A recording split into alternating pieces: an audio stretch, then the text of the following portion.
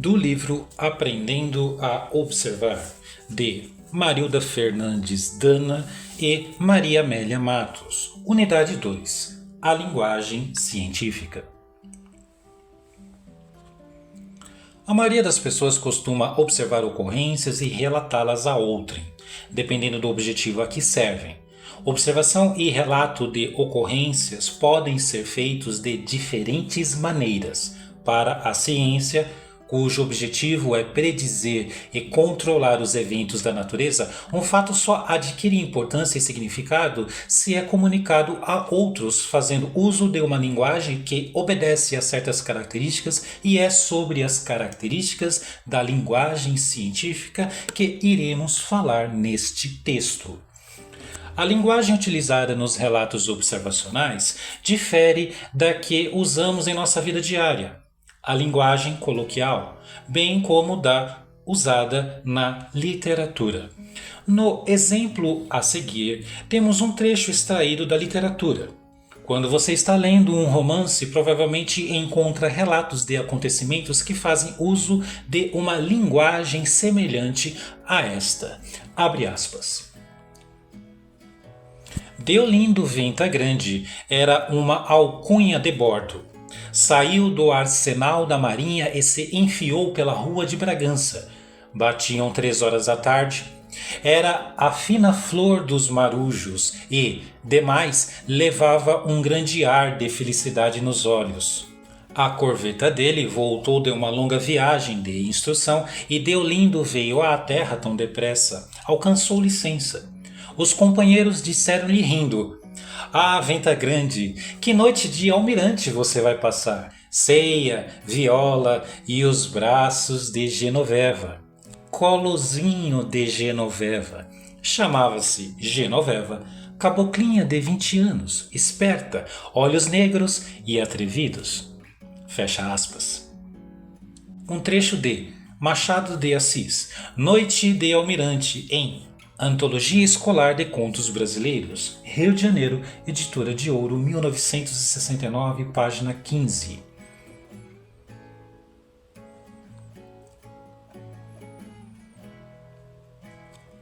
Analisemos o exemplo. Trata-se de um relato literário. Evidentemente, o autor não pretende descrever apenas o que aconteceu realmente. Também não necessita fazê-lo da maneira mais fiel possível, lógico. O trabalho de um escritor não exige que o que ele conta seja constatado da mesma maneira pelos outros. Ele não quer demonstrar fatos. Sua tarefa é mais comunicar e produzir impressões sobre coisas que podem até não ter acontecido. O objetivo de um escritor permite e até exige que, abre aspas, dê asas à sua imaginação. Fecha aspas. Se o comportamento de Deolindo e os aspectos do ambiente que atuam sobre seu comportamento estivessem sendo descritos cientificamente, seriam aproximadamente assim. Abre aspas. Deolindo é marujo. A corveta a qual serve encontra-se no porto após uma viagem de 6 meses. Deolindo, 10 minutos após ter obtido licença, dirigiu-se à terra. Saía do arsenal da marinha e os companheiros disseram-lhe rindo: "Ah, Venta Grande, que noite de almirante você vai passar! Ceia, viola e os braços de Genoveva. Colozinho de Genoveva. Genoveva é cabocla, tem 20 anos e olhos pretos." Às 3 horas da tarde, Deolindo dirigiu-se à rua de Bragança. Fecha aspas. O que parece logo saltar aos olhos é que o relato aproximadamente científico não tem poesia. Isto mesmo, um relato científico não usa o recurso da linguagem figurada, não recorre a interpretações nem impressões subjetivas. A objetividade é uma característica fundamental da linguagem científica. Tentemos agora observar algumas mudanças sofridas pelo texto quando foi transformado em linguagem aproximadamente científica. O apelido Venta Grande, bem como a informação que estava entre parênteses, foram suprimidos. Trata-se de uma linguagem coloquial. Também foram suprimidos o termo batiam, referente às horas, e as frases, abre aspas, era a fina flor dos marujos e demais levava um grande ar de felicidade nos olhos, fecha aspas. Exclui-se, do mesmo modo, os termos esperta, referente a Genoveva, e atrevido, atribuído para os olhos de Genoveva. Tais mudanças excluem recursos de linguagem, os quais representam impressões subjetivas do autor e se referem a eventos ou características que não foram observados.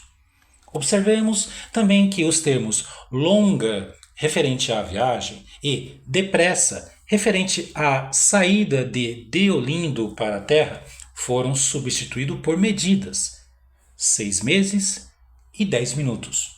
Os termos longa e depressa não indicam os referenciais utilizados, permitindo várias interpretações a respeito do tempo transcorrido.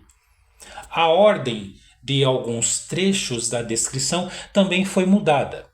Num relato científico, na maioria das vezes, a apresentação dos eventos na ordem em que ocorrem é da maior importância. Já imaginou se você fosse descrever o comportamento da abelha fazer o mel e citasse as ações da abelha fora de ordem? E se isso acontecesse com o relato científico das ações envolvidas no preparo de um bolo? Bom, voltemos às mudanças na história do Deolindo. Embora seja uma linguagem coloquial e com figuras de estilo, a fala dos companheiros de Deolindo não foi suprimida ou alterada. Por quê? Trata-se de uma reprodução do que realmente foi dito. É a linguagem dos personagens, não do autor. Em alguns casos, o cientista pode ter como objetivo descrever as características das interações verbais entre pessoas. Poderá usar, então, transcrições no seu relato. Não vamos agora esperar que todas as pessoas passem a usar uma linguagem científica. O que determina a adequação das características da linguagem é o objetivo. É óbvio que a história de Deolindo, se fosse contada pelo escritor de modo aproximadamente científico, não teria beleza. Seria um desastre. E o que dizer de duas amigas que contassem as novidades daquela maneira? Um escritor, um cientista e uma pessoa comum pretendem influenciar seus ouvintes e leitores de maneiras diferentes. Portanto, usam linguagem com características diferentes. Psicólogos e cientistas do comportamento são pessoas comuns que usam linguagem coloquial no seu dia a dia, mas na sua atividade profissional, quando estão interessados em descrever, explicar e alterar o comportamento, devem usar uma linguagem científica. Primeiro, a objetividade da linguagem. Como já foi sugerido, a objetividade é a característica fundamental da linguagem científica. Pela objetividade, o relato científico se distingue dos demais. Sem objetividade, não teríamos bases sólidas para estudar um fenômeno. Estaríamos estudando apenas a opinião das pessoas que supostamente estão descrevendo o fenômeno. A linguagem objetiva busca eliminar todas as impressões pessoais e subjetivas que o observador possa ter ou interpretações que ele possa dar acerca dos fatos.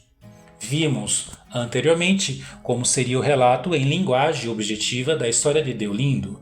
Vejamos outro exemplo. São dadas a seguir duas descrições dos comportamentos apresentados por uma senhora dentro de um ônibus. A primeira é um relato não objetivo e a segunda é feita em linguagem objetiva. Leitura do quadro a seguir. Primeiro relato. A pessoa anda à procura de um lugar para se sentar, como não encontra, para ao lado da 8ª fileira de bancos. Atrás do motorista. Tenta pedir um lugar aos passageiros que se encontram sentados naquele banco. Como ninguém se incomoda, cansada, ela desiste. Relato 2. Ônibus com todos os assentos ocupados. A pessoa dentro do ônibus de pé anda em direção à porta traseira do ônibus. Ônibus com todos os assentos ocupados. A pessoa parada, de pé, ao lado da oitava fileira de bancos, atrás do motorista, vira a cabeça em direção aos passageiros que estão sentados no banco. Ônibus com todos os assentos ocupados. A pessoa, parada de pé, ao lado da oitava fileira de bancos, atrás do motorista, passageiros do banco olham em direção à rua. A pessoa expira fundo e fecha os olhos. Ao analisar os relatos, verificamos que o termo cansada se refere a uma impressão do observador acerca do estado do sujeito e que o mesmo foi eliminado e substituído no segundo relato pela descrição dos comportamentos exibidos pelo sujeito naquele momento. Abre aspas. Expira fundo e fecha os olhos. Fecha aspas.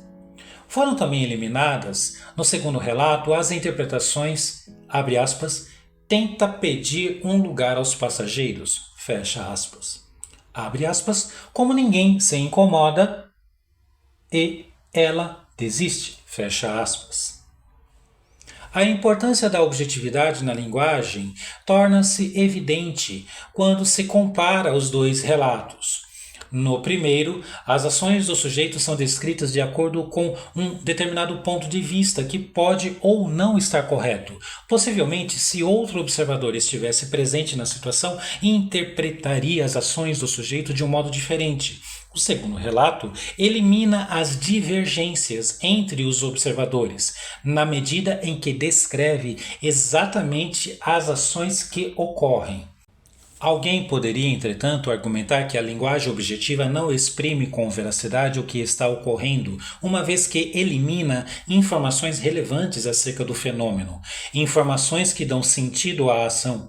Neste caso, responderíamos dizendo que uma descrição mais refinada, que inclua gestos, verbalizações, entonação de voz, expressões faciais, etc., forneceria ao leitor a imagem requerida. De uma maneira geral, os principais erros contra a objetividade que devem ser evitados num relato são: a utilização de termos que designem estados subjetivos. Termos tais como cansada, triste, alegre, nervosa e etc. devem ser evitados. Ao invés de utilizar termos que exprimam uma impressão acerca do estado do sujeito, o observador deve descrever aquilo que observou, ou melhor, os indicadores comportamentais de um estado subjetivo. O recomendado é o uso de indicadores tais como movimentos corporais, posturas e expressões faciais exibidos pelo sujeito. Por exemplo, ao invés de registrar "a pessoa está alegre", o observador registrará "a pessoa sorri", bate o pé direito no chão, acompanhando o ritmo da música. A atribuição de intenções ao sujeito. Ao invés de interpretar as intenções do sujeito, o observador deve descrever as ações observadas. Por exemplo, ao invés de registrar, abre aspas, tenta pedir um lugar aos passageiros, fecha aspas, o observador registrará, abre aspas, vira a cabeça em direção aos passageiros, fecha aspas. Ao invés de registrar, abre aspas, a professora ia pegar o apagador, fecha aspas, o observador registrará, a professora estende a mão em direção ao apagador, fecha aspas. A atribuição de finalidades à ação observada. Ao invés de interpretar os motivos que levaram o sujeito a se comportar, o observador deve descrever o comportamento e as circunstâncias em que ele ocorre. Por exemplo, em lugar de escrever "a pessoa fecha a porta porque venta", o observador registrará "a pessoa fecha a porta, venta lá fora". Ao invés de registrar "a pessoa anda à procura de um lugar para sentar", o observador registrará A pessoa anda em direção à porta traseira do ônibus. Talvez a pessoa possa ter fechado a porta porque ventava e que ande no ônibus à procura de um lugar para sentar, mas não é adequado dizê-lo, uma vez que o sujeito pode fechar a porta por outros motivos. A pessoa do nosso exemplo pode ter andado para a parte de trás do ônibus porque ia descer no próximo ponto, ou porque viu uma pessoa que lhe pareceu conhecida. Algumas vezes ocorrem eventos os quais têm alguma relação entre si e acontecem um após o outro, de forma que o primeiro cria oportunidade para o segundo e assim sucessivamente. Um exemplo seria a situação onde alguém se dirige a um armário, abre-o, retira um doce da lata que há dentro do armário e leva o doce à boca. Nesses casos, alguns relatos tendem a referir às últimas ações como uma finalidade em função da qual ocorrem as ações iniciais. Abre aspas. Abriu o armário para comer o doce. Fecha aspas. Uma linguagem científica prescinde de atribuir intenções às pessoas que estão sendo observadas. O correto seria relatar os eventos na ordem em que ocorrem, evitando termos que indicam atribuição de finalidade. Abre aspas. Abriu o armário para comer doce. Fecha aspas. Ou de causalidade. Abre aspas. Porque estava com fome. Fecha aspas. Um relato objetivo evita a. Utilizar termos que designem estados subjetivos. B. Interpretar as intenções do sujeito. C. Interpretar as finalidades da ação.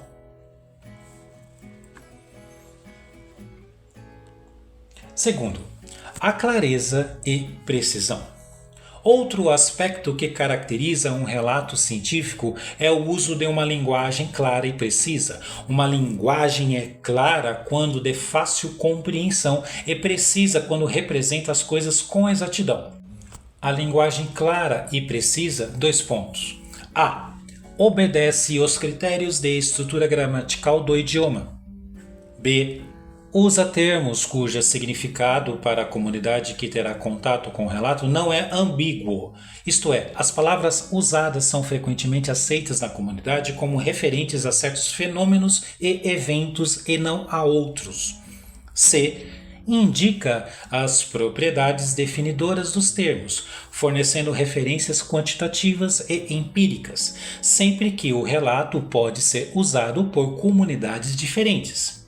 Cientistas e ou leigos de diferentes áreas de conhecimento, grupo social, econômica e culturalmente diferentes, ou quando, mesmo para uma comunidade restrita, os termos sem a indicação dos referenciais podem ser relacionados pelo leitor a eventos de diferente natureza e magnitude. Por exemplo, termos como longe, imediato, rápido, alto e etc., que dizem respeito a aspectos mensuráveis da natureza, distância, latência, velocidade, frequência e etc., devem, em geral, estar acompanhados da indicação da amplitude de valores a qual se referem. Se retomarmos a leitura do trecho literário que fala a respeito do personagem Deolindo, poderemos verificar que, diferentemente do relato científico, a linguagem literária não necessita obedecer rigorosamente à exigência de clareza e precisão. Assim, não é de surpreender que o autor se sinta inteiramente à vontade para dizer sobre Deolindo, abre aspas, levava um grande ar de felicidade nos olhos, fecha aspas, e, abre aspas, veio à terra tão depressa, alcançou licença, fecha aspas. Um cientista teria que explicar o que observou nos olhos de Deolindo e que tomou como indicador de felicidade seria uma mudança no brilho? E quanto mudou? Seria nos movimentos palpebrais ou seria no tamanho da pupila? O que quer que fosse, deveria ser descrito com precisão, a respeito de, abre aspas, Vir à Terra tão depressa alcançou a licença. Fecha aspas. O que quer dizer a palavra depressa? Quanto tempo exatamente transcorreu entre a licença e a saída? Para ser considerado claro e preciso, um relato deve responder previamente a essas interrogações. Veja outro exemplo. A seguir são apresentados dois relatos de uma mesma cena. O primeiro relato, relato 3, é claro e preciso, e no outro, relato 4, cometeram-se erros com relação à clareza e precisão. Ao analisar os dois relatos, verificamos que os termos e expressões movimenta e muda de postura utilizados no relato 4 não descrevem claramente quais foram as ações observadas, e que os termos pequena, criança e por algum tempo carecem de um referencial físico de comparação, ou seja, falta-lhes precisão.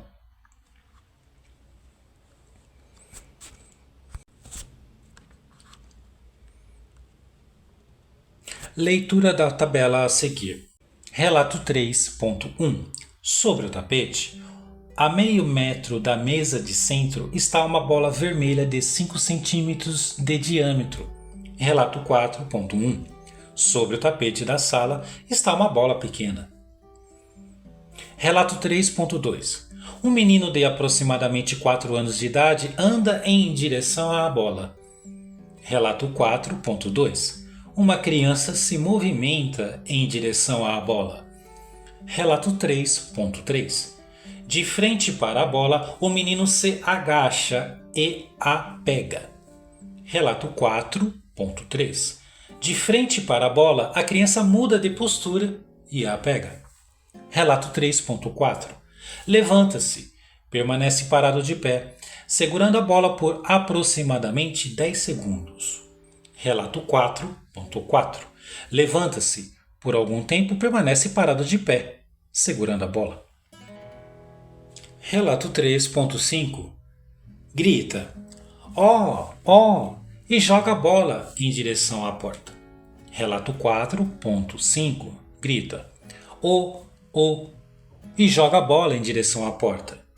Relato 3.6. Corre em direção à bola. Relato 4. Movimenta-se em direção à bola.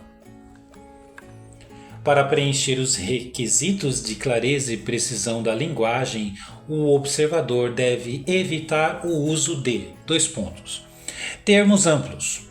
Termos cujo significado inclui uma série de ações. Por exemplo, brincar pode significar jogar bola, jogar peteca, nadar, pular corda e etc. Em lugar de utilizar termos amplos, o observador deve especificar os comportamentos apresentados pelo sujeito. Ao invés de registrar "o menino brinca com a bola", o observador especificará cada uma das ações apresentadas pelo garoto, ou seja, o menino anda em direção à bola, pega a bola, joga no chão, chuta com o pé, e etc. No exemplo dado anteriormente, deixará de registrar, abre aspas, a criança se movimenta, fecha aspas, e indicará como o menino se movimenta, se ele anda, corre, engatinha e etc. Ao invés de a pessoa muda de postura, o observador registrará a mudança de postura ocorrida, se ele se agacha, deita, se ajoelha e etc. Termos indefinidos ou vagos. Termos que não identificam o objeto ou identificam parcialmente os atributos do objeto. Por exemplo, os termos pequena, por algum tempo, criança, empregados no relato 4. Ao invés de utilizar termos indefinidos ou vagos, o observador deve especificar o objeto ao qual a ação é dirigida e fornecer os referenciais físicos utilizados para a descrição dos atributos do objeto. Referenciais relativos à cor, tamanho, direção e etc. Por exemplo, deixará de registrar bola pequena e fornecerá o diâmetro da bola ou anotará o referencial de comparação, bola menor do que as outras. Ao invés de registrar "a criança jogou durante algum tempo", o observador anotará: "um menino de aproximadamente 4 anos jogou futebol durante mais ou menos 30 minutos". Isto é, ele especificará o sexo e a idade da criança, a ação que ocorre e o tempo de duração da ação.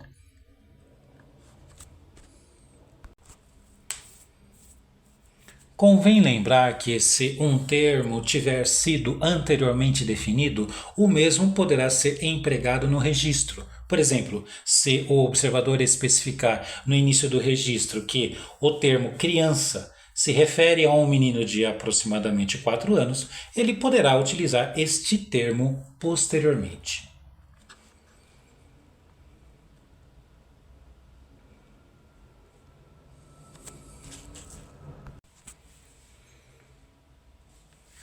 Termos ou expressões ambíguas.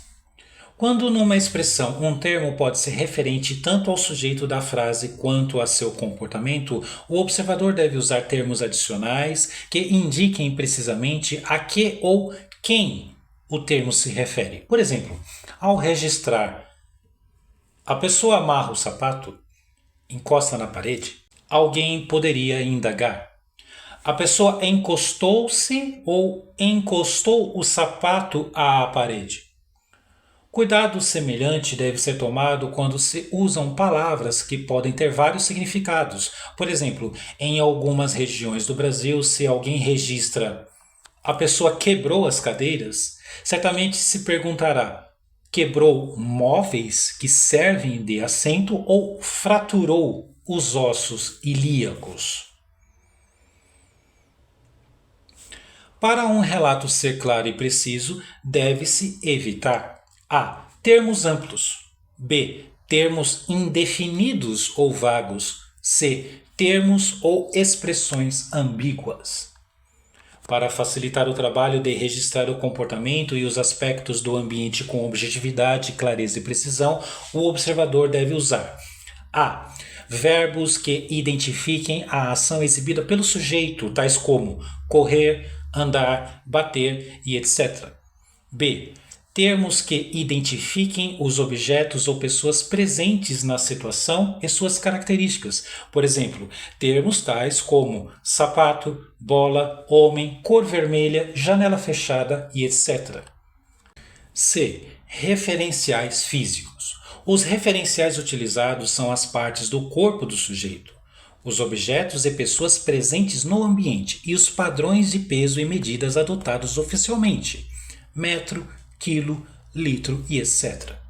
Exemplo do uso de referenciais. 2 pontos. Coloca a ponta do dedo sobre o nariz. É o menino mais alto da classe e etc. Questões de estudo. Quais são as características de uma linguagem científica? Segundo, o que é uma linguagem objetiva? Terceiro, em relação à objetividade, como característica da linguagem científica, que tipo de erro um observador menos cuidadoso comete? Quarto, o que significa clareza e precisão na linguagem? Quinto, com relação à clareza e precisão na linguagem, que tipo de erro pode ocorrer? Sexto, como o observador deve proceder para registrar os fatos com linguagem científica? A seguir temos exercícios de estudo. Nos 5 relatos de observação apresentados a seguir, foram cometidos erros em relação à objetividade ou clareza e precisão. Inicie o trabalho sublinhando em cada relato os termos ou expressões que contrariam as características da linguagem científica, após a identificação dos mesmos. 2 pontos. A. Escreva no espaço existente na folha os termos ou expressões encontradas.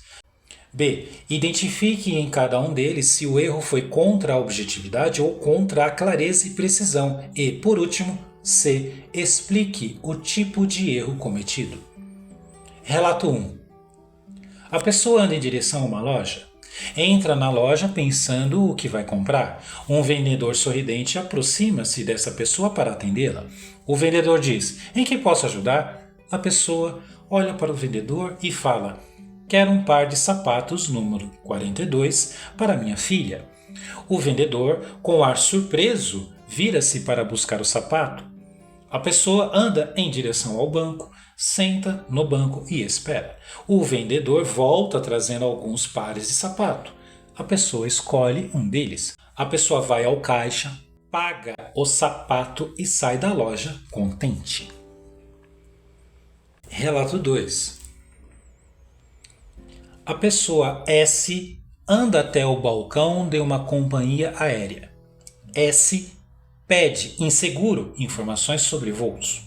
A pessoa A, querendo ajudar, entrega a ele um folheto com as escalas do voo. S, confuso, olha o folheto. S inclina o corpo para frente e deixa cair algo. A pessoa A pergunta se pode ajudar. S diz que quer ir para Brasília. A pessoa A diz que o próximo voo sai às 19 horas.